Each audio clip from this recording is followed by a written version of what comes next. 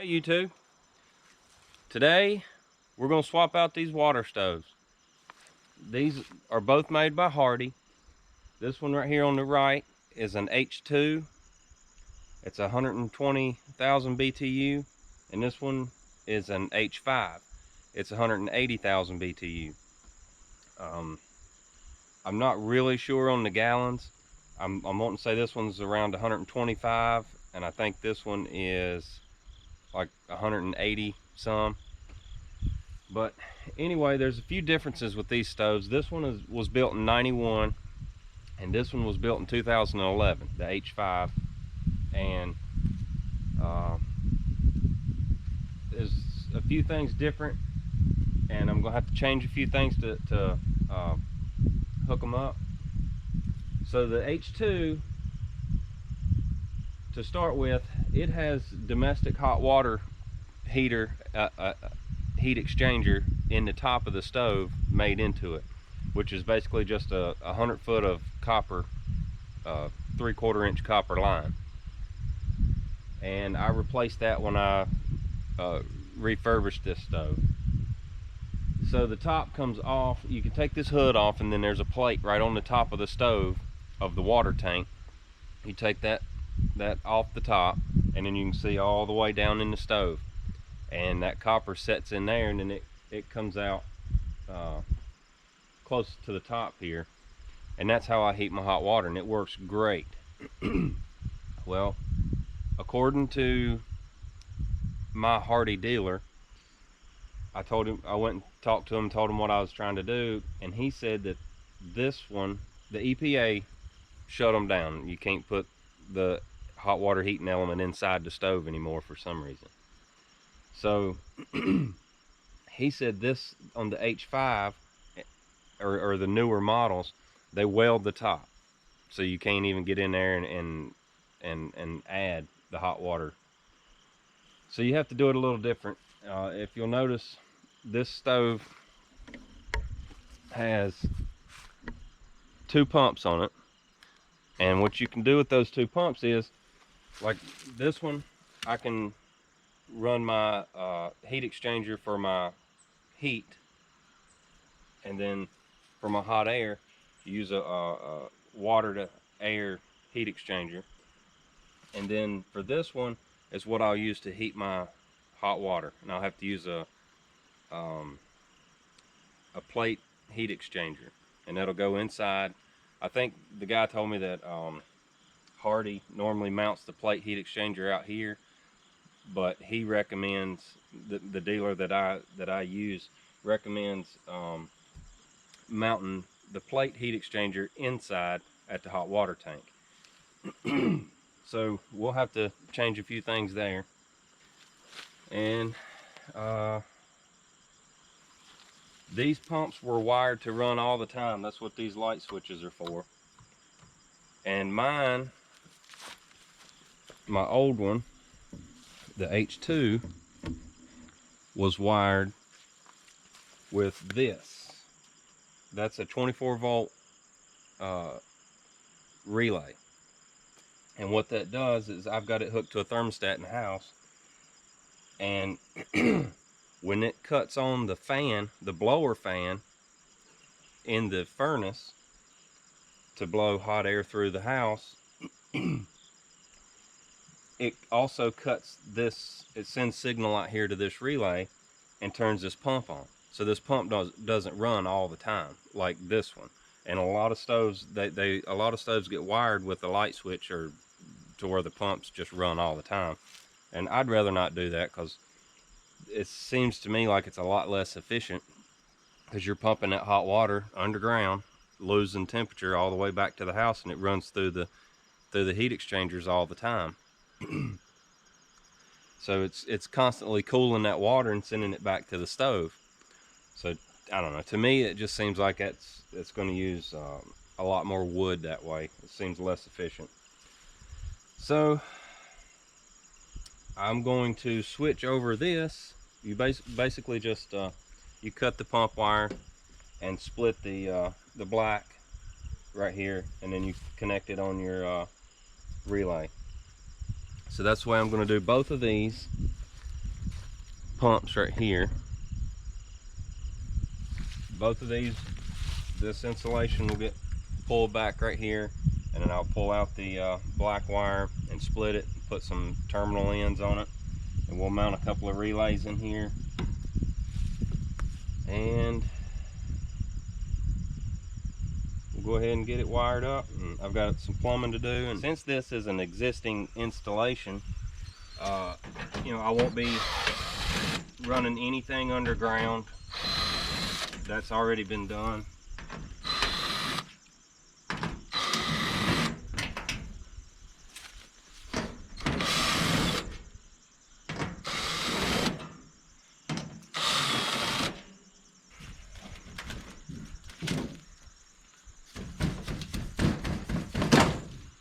When you get ready to do a new installation, it will come with, well, it won't come with it. You have to buy this underground piping, and what that is you've got PEX pipe like this, and the one that I bought had four pipes in it. You get 2 1-inch and 2 3/4, and you'll need 2 lines for each pump that you're trying to run. So like right now, I'm only running 1 pump. This is my hot water. This is my cold coming in, and this is my hot going back out to the house. And that's how I heat my domestic hot water. And then you've got these 2 1-inch lines. Those go to my heat exchangers, and I have 2 heat exchangers, air to air, water to air heat exchangers inside. They're run in series. So basically it goes into the basement, goes through that heat exchanger, then it goes up into the upstairs and goes through that heat exchanger. Where they was running 2 pumps like this, they returned both pumps into this one inlet right here. Now these stoves have another, there's a inlet here and an inlet here, identical. It looks like this one's got another one right there. But ideally what you want to do is you want to cross these. So like this pump, you'll pull your hot water out of the top, because you know hot water rises. You'll cross and you'll return on this side so that you get cross flow across the stove, and it keeps the water better circulated that way versus just pulling off of one side all the time. And I'm not really sure why they tried to return them both into the same return right there. So we're going to do away with that, and then we're going to duplicate that setup over here on this side. And then we'll return this pump on the right side.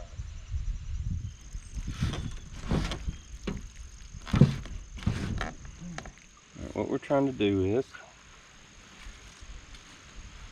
duplicate this basically. So I've got that fitting right there, which is just a ball valve, 3/4. There's a nipple right here coming out of the stove. I'll run this on this right here. Put this ball valve on that 3/4 pipe thread nipple coming out.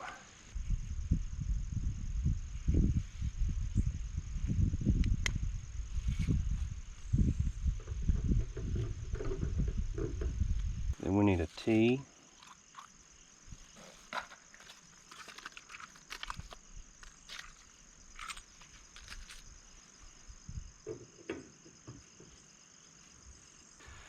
Then we're going to screw this little hose bib on there, and this is just going to be a drain. And what you can do is drain either side, so you can cut this off and then you don't lose your water out of your tank, and then you can drain your lines so that you can service a heat exchanger or something like that without having to drain the whole water stove. or vice versa. Now I'm going to put 3/4, about 3/4 on this side,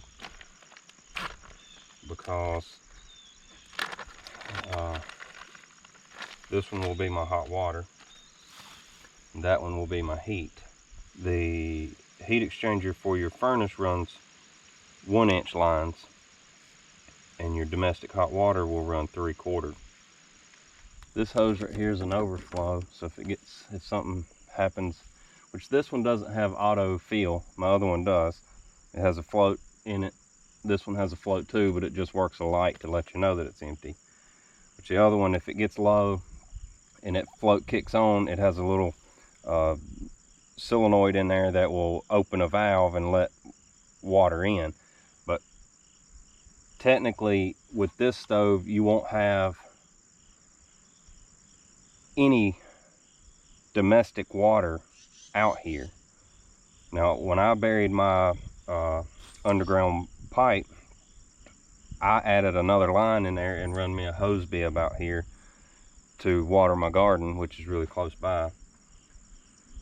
So I will have water here, and what I would like to do is tee off on that line and run it in and plumb it right here with a valve, so that if the light comes on, I can just open that valve and it'll fill it up. But for now, I probably don't have the fittings I need to do that. So for right now, I'm just going to stick a plug in that. So I got 2 of these that I'm going to have to mount. Looks like we got 2 locations that Hardey puts on there from the factory.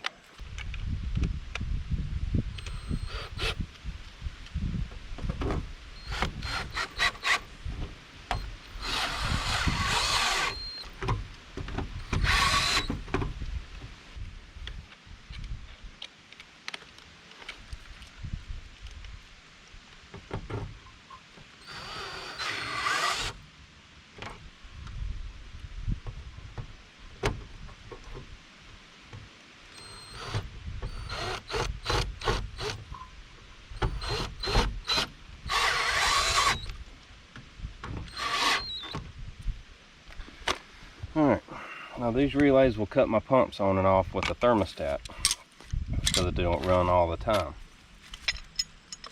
And that's what we want. Alright, so we'll cut this open and get to that black wire.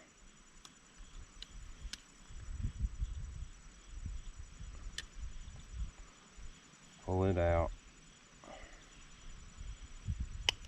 Cut the black wire. And you're going to take some of these female slide connectors. I've always called them spade connectors.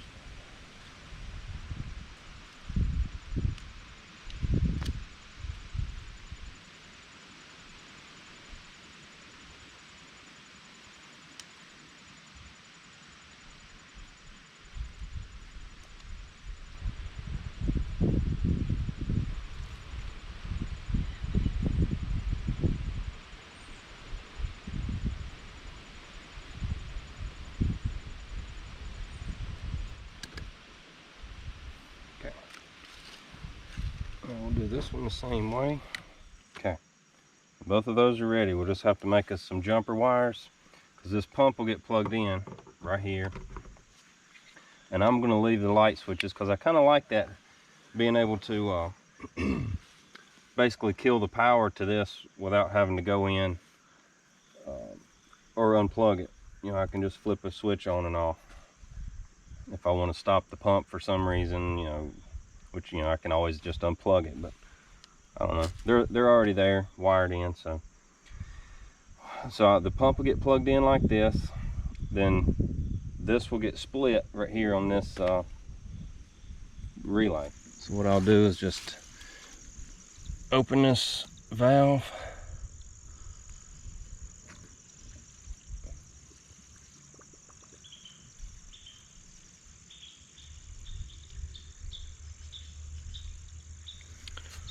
Now that'll drain the whole system.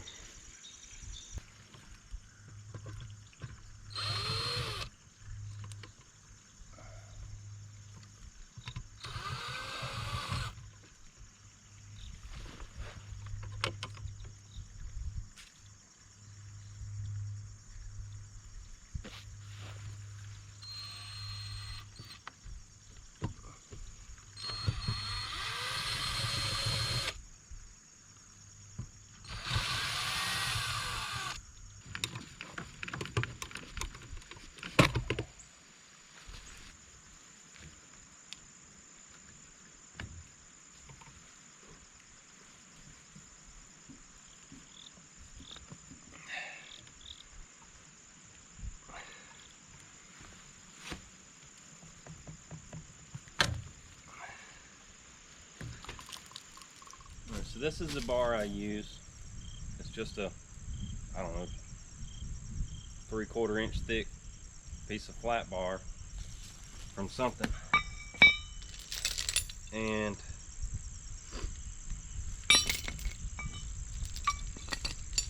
I'm going to hook it on my chain. And I'm going to try to find a spot where it's pretty much balanced. And to save me some trouble, I'm just going to go ahead and tape this thing on here, because several times I've tried to do this and get it in the stove, and then you hook it to the tractor and you get on the tractor and it falls off the chain. So Alright, so a little bit of a change of plans. I think I can just rock this stove over and slide a pallet under it.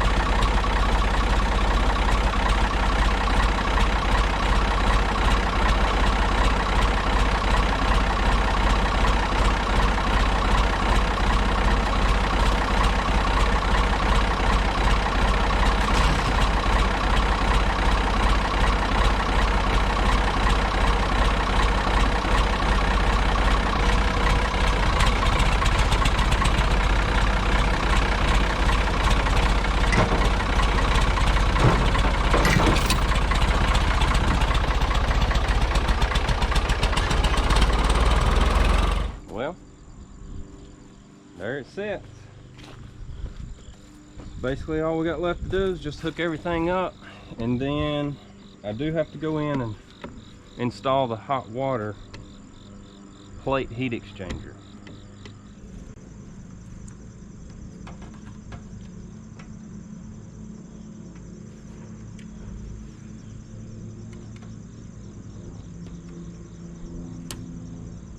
Well guys, there you go. I pretty much got it all back together, and I just got to hook up the push to connect, the shark bite fittings, and my SD card's filling up. So I hope you enjoyed it. I hope it was informational, and I'm gonna make another video on the plate heat exchanger.